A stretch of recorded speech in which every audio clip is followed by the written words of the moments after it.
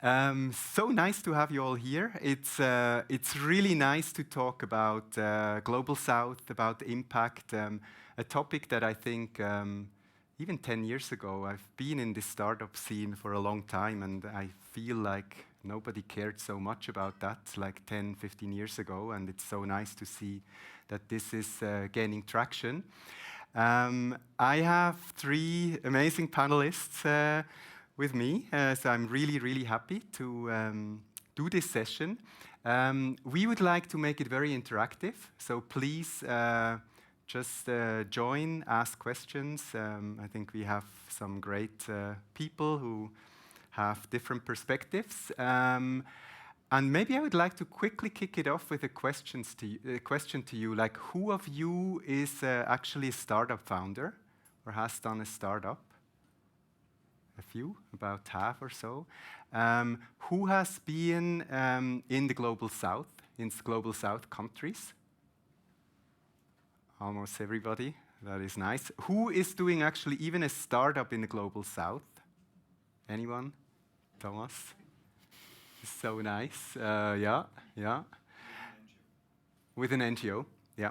That's going to be a topic that we will address. Great to have you all here. I'd like to kick it off with an introduction shortly about myself. So I'm an economist by training, started at McKinsey and then got into healthcare, built a few startup companies, the last one in women's health, and that then led to a fourth startup, which is still in women's health, but focused on Kenya. So over the last 4 years, I've spent a lot of time in Kenya. It's been an incredibly interesting journey for me. I learned so much. With that, I would like to hand over to you, Ansu. Yeah? Thanks, Pascal. So my background is in tech, computer science, machine learning, data analytics. I was born in the US, grew up in India, and then I went to the US again, to Silicon Valley, did my master's, worked at Amazon, did the whole Silicon Valley thing. Then about 7, 8 years ago, I moved to Switzerland. And since then, I've been working a lot more in services, basically helping build up companies where we have our nearshore offices in Europe and offshore offices in India. So that's where the touch point comes from the Global South as well. And previously also built a wellness platform that is sold and currently working in AI solutions for SMEs in Switzerland. So my name is Celeste Chetgen-Vogel, and my background is in law. I worked as a lawyer in Switzerland for close to 30 years, giving my age away, until I decided to... so you started young. Challenged by my Swiss-born kids, I decided to go back to be part of the solution and not just part of the complainers. I lead an e-mobility company in Kenya and Rwanda, and we are addressing last-mile logistic gaps with electric cargo bicycles and electric motorcycles. We build the hardware with IoT, and we assemble in Kenya, and we also build AI data-driven logistics platform. I think I'll stop there. I was born in Ghana and raised in Cameroon. And like I said, I've lived in Switzerland for the bigger part of my life. Yeah. Thank you, Celeste. My name is Andreas Kirchschläger. I was born in Austria, actually, but grew up a large part in Switzerland, studied law at St. Gallen, and then had the opportunity to lead the International Management Symposium at the University of St. Gallen for more than a decade.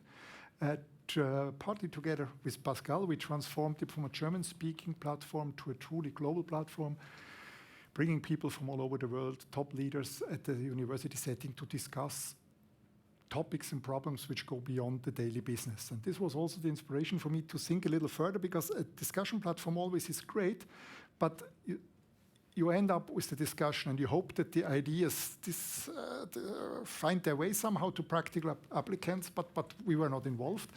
And this is why then almost 20 years ago, I joined Peter Wuffli, who was then the CEO of UBS, who started his foundation, Elea Foundation, as a founding partner with the idea that we want to fight poverty through entrepreneurial means. This was before impact investing was known, so many people said, you're crazy, forget it, that won't work. But our core idea is, and we'll talk about, that we invest in local companies in areas where people earn less than $3 a day, with the goal to enhance the living conditions for the people living there. So it's philanthropic impact investing. Thanks so much. And I would like to kick off the discussion really with a bit of a perspective. I think like 10, 20 years ago, and you mentioned that, it wasn't really like when we looked at Global South, it was very often like rich people would give a few bucks to NGOs typically in these countries, and not so much entrepreneurial. And I think that changed probably in Southeast Asia with like the tigers still in the 80s, 90s, and then China came, and China became really big. I mean, nobody would do an NGO in China anymore probably because they don't need it, or for most stuff they don't need it. Then India came, and hopefully what happened in India over the last decade or so also happens in Africa and other countries. But maybe to you, Ansuya, like how did you, I mean, you grew up in India, you're still like spending a lot of time in India, you know the tech scene, the AI scene very well. Like, how did you experience that change, like from where you grew up to kind of what's happening now in Bangalore, in Mumbai, in Delhi, in these centers? I mean, it's quite impressive, really the shift that has happened since I've grown up and lived there.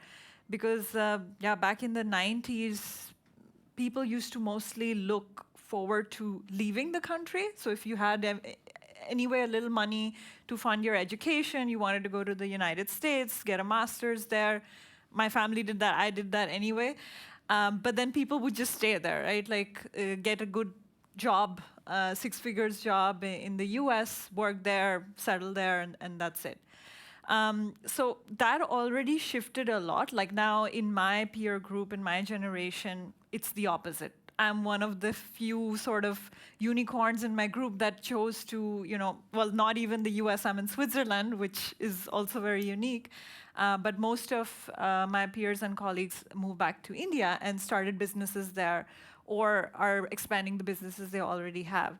And that shifted a lot. Like, previously it was a lot about outsourcing, which is still the case, like TCS, Wipro, Infosys, a lot of these companies that we all know of started getting big in the 90s there. And then in the 2000s, the startup scene really picked up.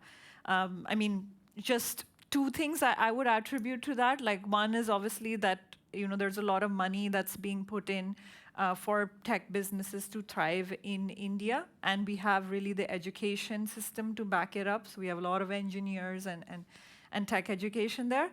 And then the second thing is like also that we have such a big population and a very large and growing middle class that people can really strive and thrive in having these businesses addressing masses. That makes a lot of sense.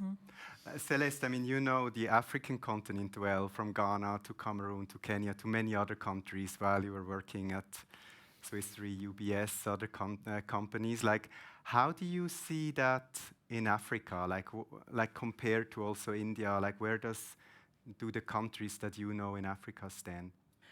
So it's very interesting to listen to Asunia, because I think you mentioned China, and then she mentioned India, and the model has been different, right? And I think Africa is a continent, but one of the particularities of Africa as compared to India and China is it's very fragmented, right? And so we talk of these countries, and the legacy of that fragmentation is still with us today, right? And when I look at my journey, like over the last 30 years, we now talk of the Global South has become part of our lingo. But when I went to school and studied economics, we were talking about the developing world. Then it was the emerging markets. Then it was like, now, we're like in the global south. But the reality is that Africa still has to, as a continent, and I mean it like really holistically, has to find its place and its voice and its authentic rail to being part of the global world, right? And so when I look at my experience as a lawyer working for Swiss Re, doing business for Swiss Re in Africa, and I look at my experience now as an entrepreneur, building a Pan-African business, and I see that fragmentation really as an opportunity. I think that we're going to need to find our authentic path to being part of that. And that would mean finding solutions. Everybody raves about mobile money and M-Pesa. Finding solutions like that that are not just copy-pasting from models that we've seen before, but really addressing the gaps that we have. When I am in last mile logistics and e-mobility, and when I look at some logistics companies like Uber and those models coming to Africa, having lived myself in the places where these solutions were built to address problems, when you look at Uber and the yellow cab issue in New York, there is not a direct match between what Uber was trying to solve and what Uber is doing in Africa today. So we as Africans, I think, will have to do like Indians did. We'll have to come back. We'll have, like the diaspora also is still kind of staying abroad. We're going to have to come back. We're going to have to look at the problems with which we grew up, and we're going to have to find solutions to those problems. And I think it starts with addressing the fragmentation. Mm-hmm. Yeah. Yeah.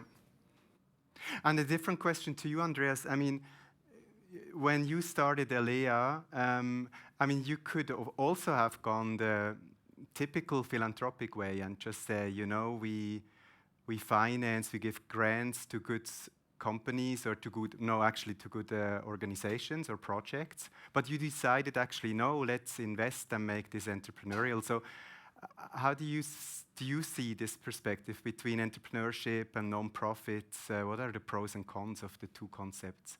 When we started, and thank you for the question, Pascal, because I think it's really important. When we started, we looked at what had happened in the past in the classical development aid, then all the NGO work, and then what was positive, what was critical.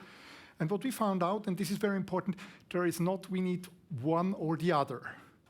But the fact then was, there is only one, there is no other. So the investment into rising startups with a focus on creating impact was just, it was an idea which came up a little bit at certain places, but definitely not too much in the global south. And for the ones who tried it, they had no chance to get money. So we found this actually is this is a gap which we have to fill, or at least to try to fill it. So we saw the opportunity and the need. And in general, we would claim for some topics, and this is also important, we see that we will need not-for-profits in the future, we will need good NGOs in the future, and we will need more investment in the future. We believe that donation money is scarce, and so we should really use it where it's absolutely needed and where you have no alternatives. We believe that the fact is that we try to solve a lot of problems, by the way, not only in the global south, also here, with donation and charitable money, which actually would have a somehow functioning market if we were willing to build it. So this was one factor. We believe if we want to focus the donation money, the philanthropic money to where it belongs, for example, certain things like deep research in health, things like aid after catastrophic scenarios, wars, first aid for people, for fugitives, and all these topics. You cannot come and say, here's a market and we build something. That would be cynical. But on the other side, and this is the second reason why we thought we should try it, especially focusing on poverty, there are topics which are directly linked to economic questions. And poverty, at the end, is an economic problem. I know there are a lot of other aspects linked to it, but at the core, it's an economic problem. And so we were convinced that you should try to solve an economic problem with an economic solution. So this was the second driver. And the third one was then just looking at how did wealthy countries get rich over decades, centuries. How did the living standard grow there? And it was by building up functioning companies. Strong SMEs, some large multinationals, which grew and created wealth, paid taxes, and provided the basis for a functioning society from the economic part. We need the other parts as well to make a society or living together in a society functionable. But there was no one coming from outside throwing money at countries like Germany or Switzerland 200 years ago.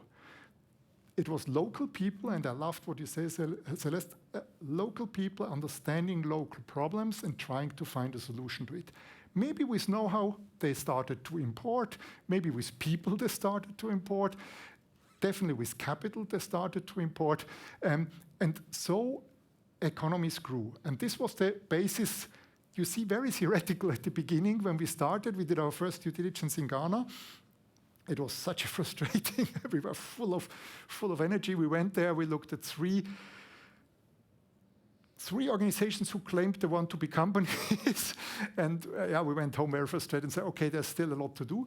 But after 1.5 years, we did our first investment then. And so we grew into what we are today. We have 33 investments in the portfolio now. Since we started, we did 54, some we exited already. Through our companies, we could create better livelihoods for 60 million people. We measure that. We have it audited, external approved. And you see the power of a company, if it starts to work, if it's profitable, creates positive cash flow, is able to survive, is enormous. So at the end, for the areas where it works, we really believe you get more impact for the money you put in if you have a market model that works. Very interesting. And maybe, Celeste, you're also like similar as Malaika, still a bit earlier stage. We don't probably touch millions of people like Andreas is. Like, it's tough, right, to build a startup in general, right? Globally, it's tough, but it's even tougher in a low-income setting.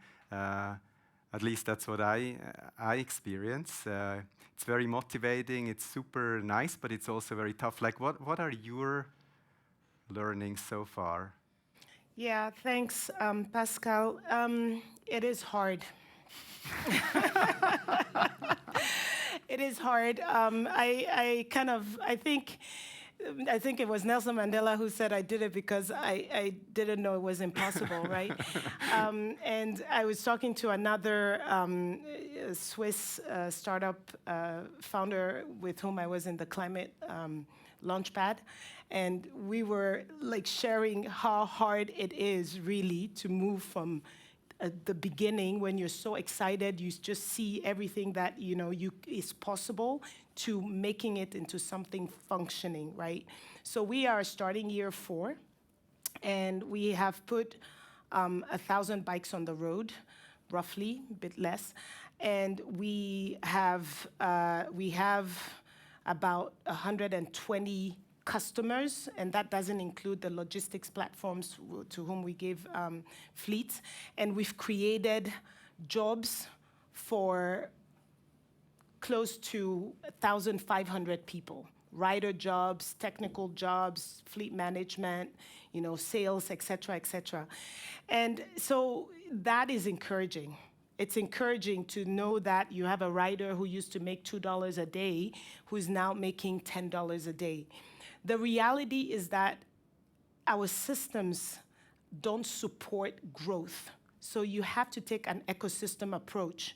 You basically are building, you're taking the place of an NGO, of an investor, because you're putting in your own money. You're taking the place of government because our governments are broken.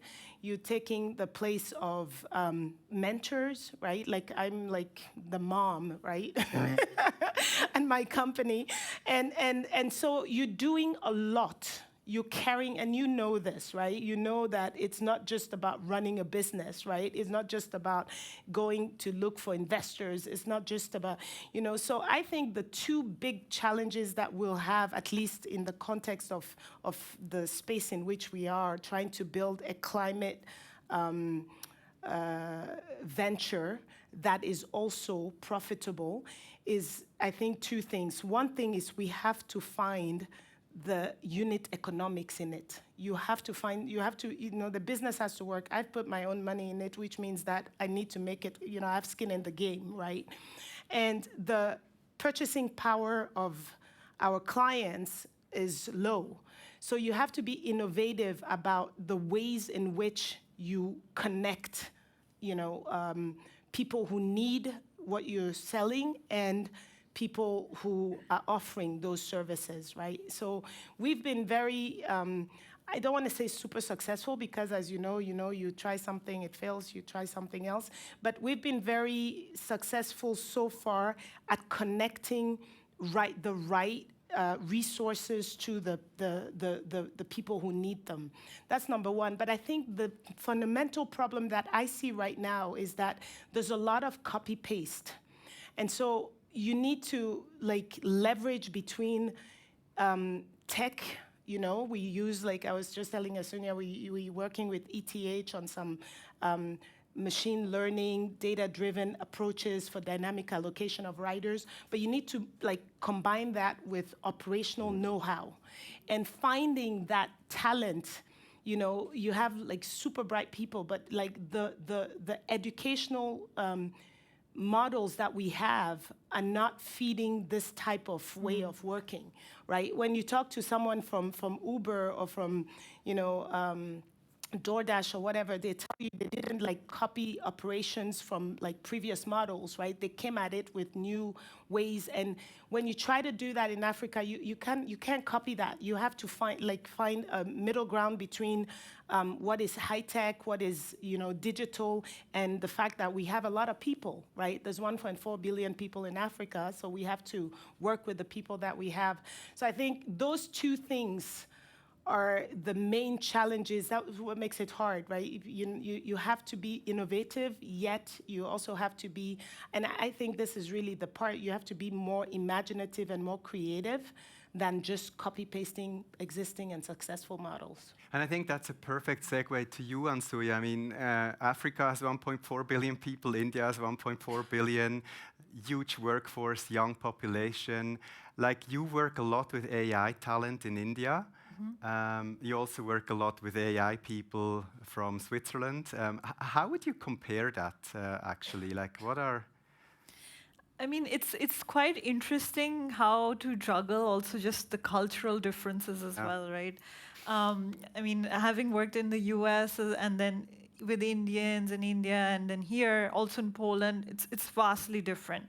I think from a technical standpoint, in India, the good thing is that people are quite motivated to also self-learn a lot because it's still, in a way, a developing country. So there is an intrinsic motivation that, okay, you need to upskill yourself, you have to outperform, your competitors, and you really need to know the ins and outs of what you're building with.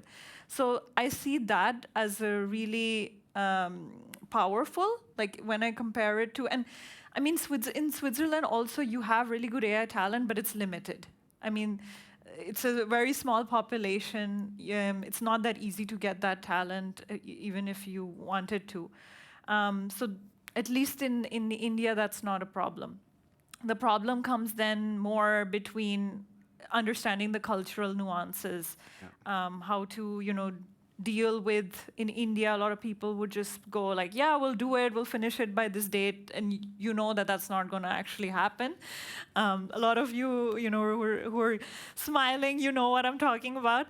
So you have to kind of read between the lines, right? They're yes-sayers, they want to do things, but will they actually do it by the time they say they'll do it? I mean, in Switzerland, there is a work integrity in place in that sense, that, okay, you do it when you say you'll do it, more or less. I've seen some delays in Switzerland as well with IT projects, but just as a side note. Yeah, for sure. I Of mean, course, if you work with guys like Holy Code, this is not happening, but yeah. I mean, this is obviously generalizing and stereotyping here, but there are some of these things you have to work with. But what I really like is like the young talent in India coming out of engineering schools. They're really bright. They're up to speed with all the latest technology, and they can really build things fast. So you do end up like obviously paying a lot less for getting very innovative solutions out into the market faster. So yeah, I think that there's a lot to leverage in terms of AI talent over there. Cool, cool. Before opening up for questions, also if you have, I have a million more questions, but let's slowly open up. But maybe one last question before asking whether there are some questions in the room to you, Andreas. I mean, you've probably analyzed hundreds, if not thousands, of startups in the Global South. Different geographies, different sectors, different stages. Like, what are your initial learnings? Now, you mentioned 54, which is quite a number. Investments already done, already for more than 10 years. So what are the initial learnings? What is working, what doesn't work?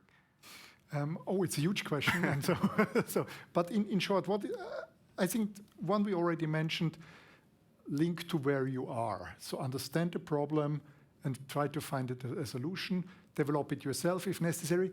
Also copy it if it works, but understand the problem, I think. The second thing is we only talked about now the problems, the gaps we need to fill, but also I think what is huge in the countries of the Global South are the opportunities. I mean, these are all markets we invest in which are unsatisfied in many aspects. So if you have a clever solution and a good execution, and this is the third thing, focus on execution, focus on getting things done right. This is something I think which is exactly the same for startups here. But there you could imagine like you try to run and on the way someone is throwing stones on you. It could be a little uprest after an election. It could be a little natural catastrophe, someone burning down your facilities. A lot of things which tend to happen a lot more often than here. So in addition to all the challenges you normally have building up a startup, you get some extras. So focus on the execution, I think, is something we really look. Are the founders capable in doing what they actually want to achieve? And this links to the last thing I want to mention and then open up. It's fit of the business model to what you actually can do. Not too complex. Do you have the people, the right talents, the people available you actually need to put this business model into place? We saw fantastic ideas, but we had to say just there, it's impossible to get the people we need to make this happen. So it doesn't make sense. Does it fit to the aspirations, fit to the ecosystem you mentioned? Do we have things in place which we need to grow accordingly? And if not, do we understand who could be of any help? We as a layer, we don't only go in with money, but we also serve in the boards. We work sometimes on a weekly basis with the founders to solve certain problems, and we try to identify the things where we cannot be of help: organization development, governance, leadership, and strategy as a main focus. More and more also tech, as we have very good tech partners who help us to provide this. And if we see we can provide that, we make a plan already before we invest, and we try to bring in other partners who provide this. But if this is not the case, yeah, and this is maybe also a difference to an NGO, it's more honest to say at the beginning, look, fantastic, super, but it doesn't make sense to start or to get some investors in before you have any idea how we solve this problem. So pragmatism on the one side, which is positive, optimism, which you definitely need, but on the other side, strong sense for reality as well. Great. Are there any questions at this point? Yes? Hi. I was reflecting already on what you said about the shift, and you were talking about fragmentation, and I was just wondering if there is an element of both India and Rwanda specifically, where they kind of almost transformed into countries that really, where the governments are really promoting India first or Rwanda first, and really starting to invest in local solutions, and if that has actually also kind of promoted growth of startups like yours, as well as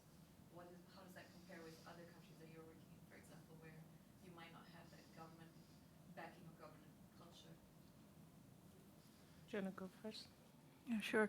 I think in India, a lot of the success does have to do with the change in policies and initiatives that the government took as well.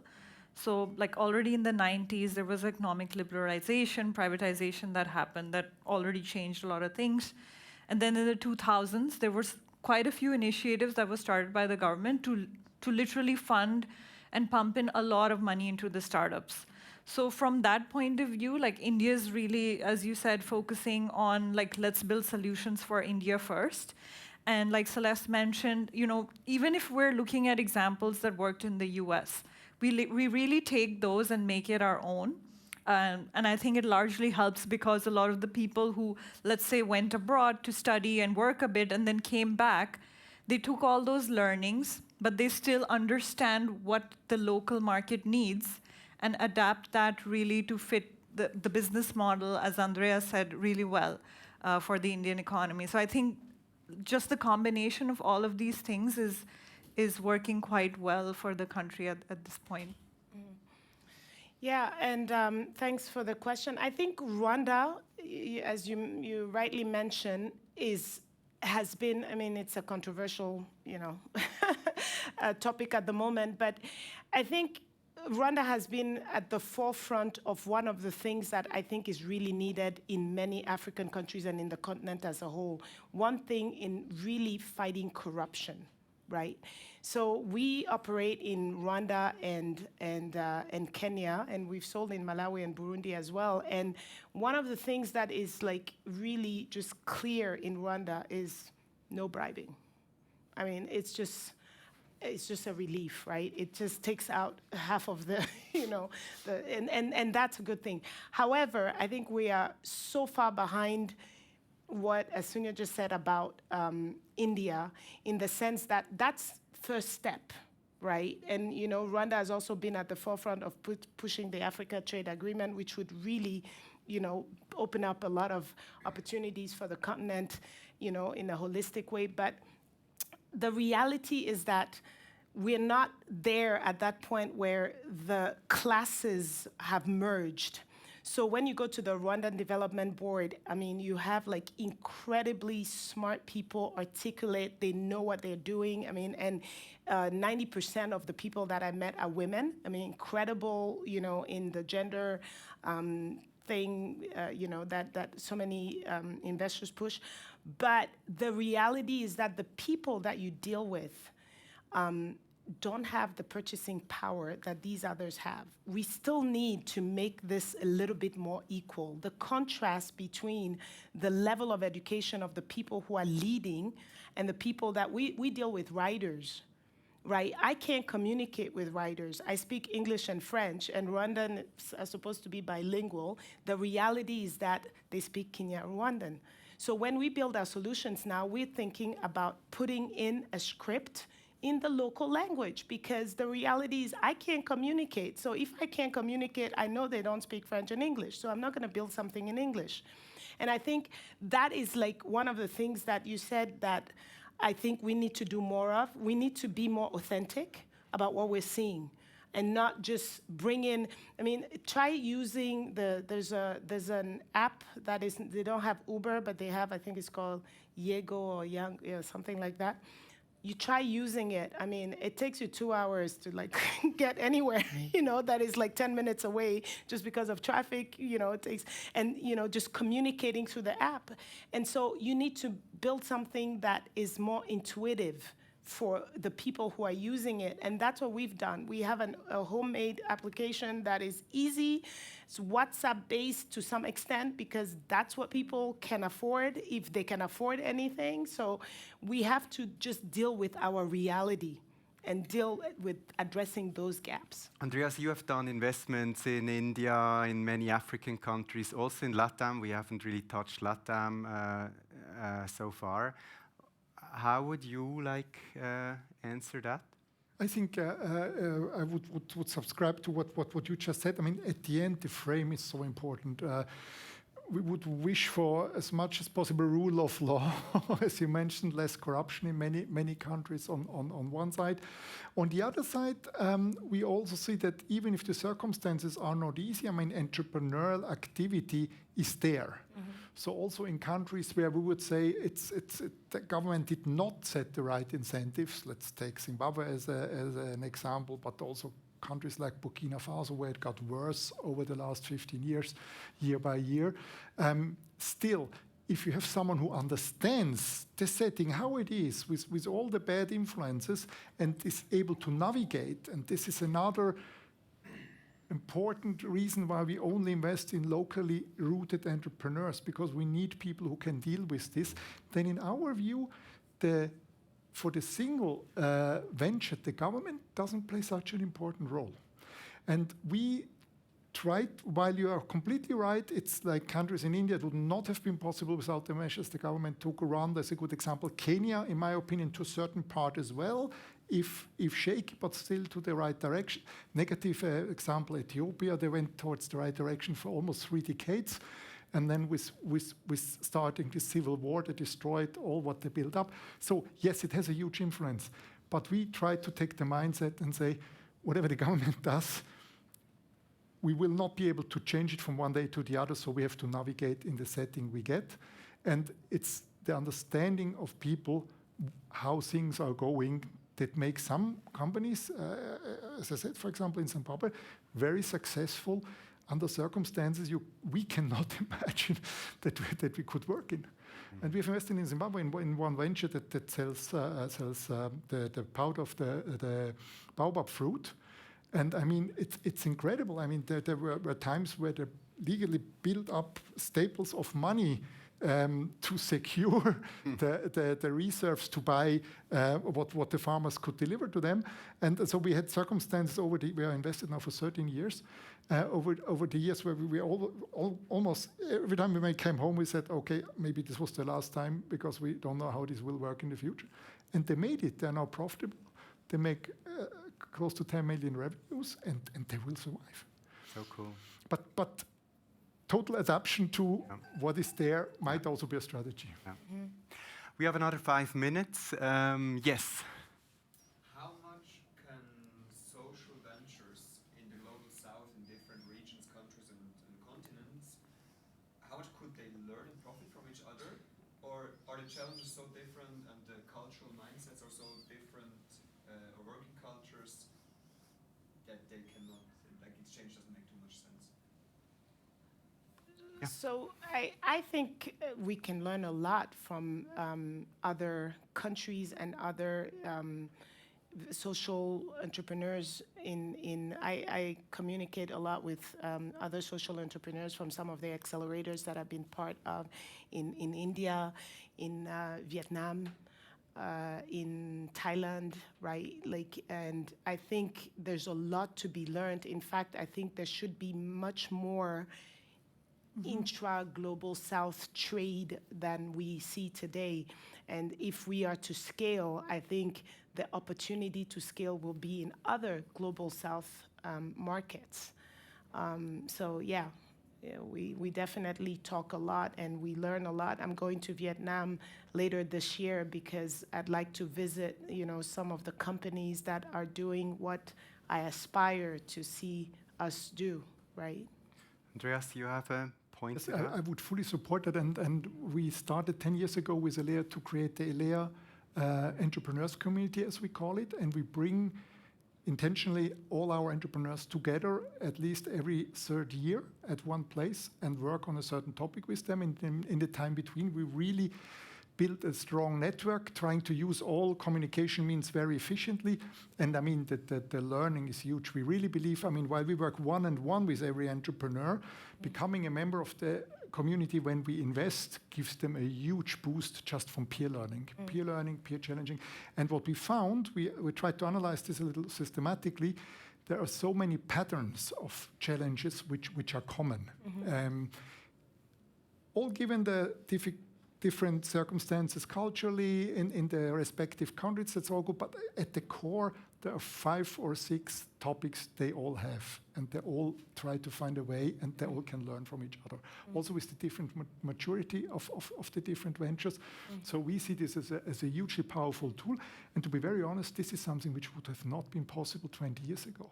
With technology, which helps us so much to bring them together. And efficiency is one topic, because, I mean, you have your daily business to run as an entrepreneur. You know this. You cannot jump from one place to the other. You have to focus on what you... So it has to be short. It has to be effective.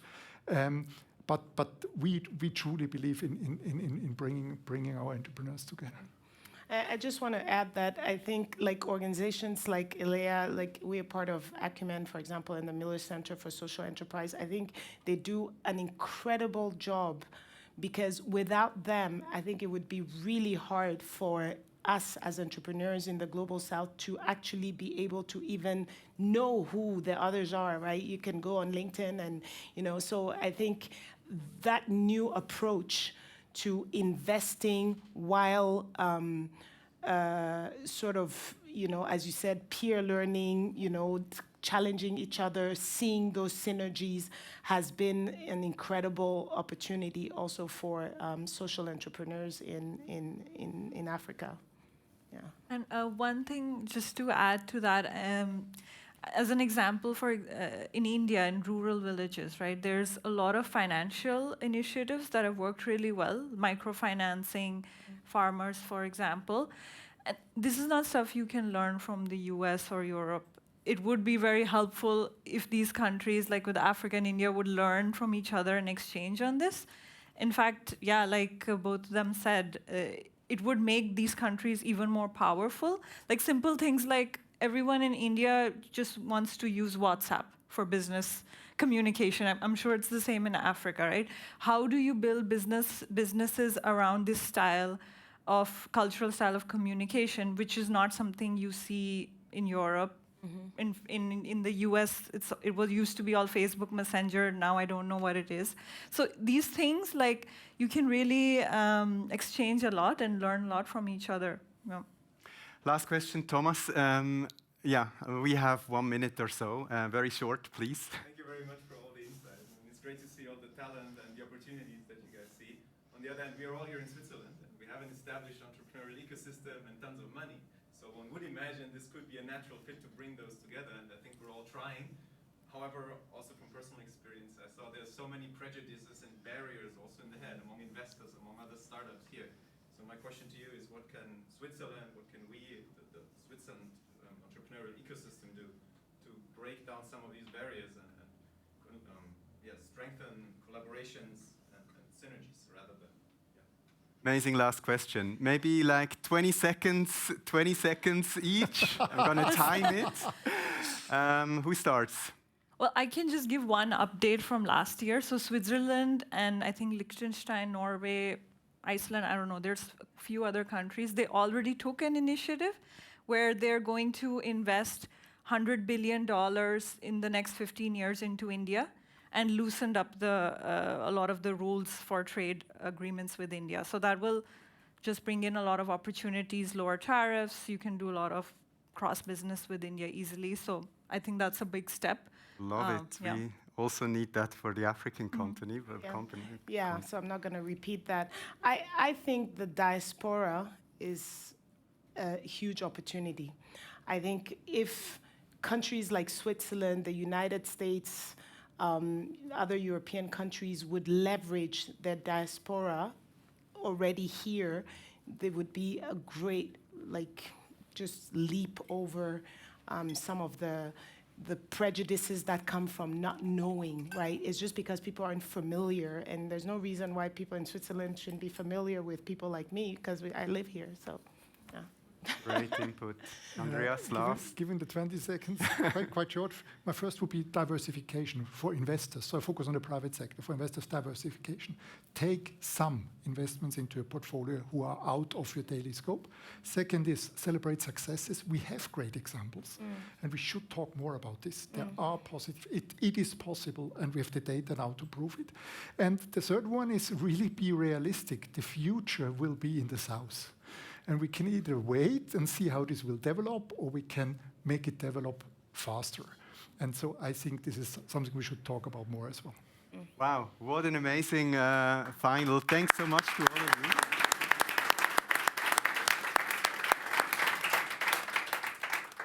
Yeah, and have a great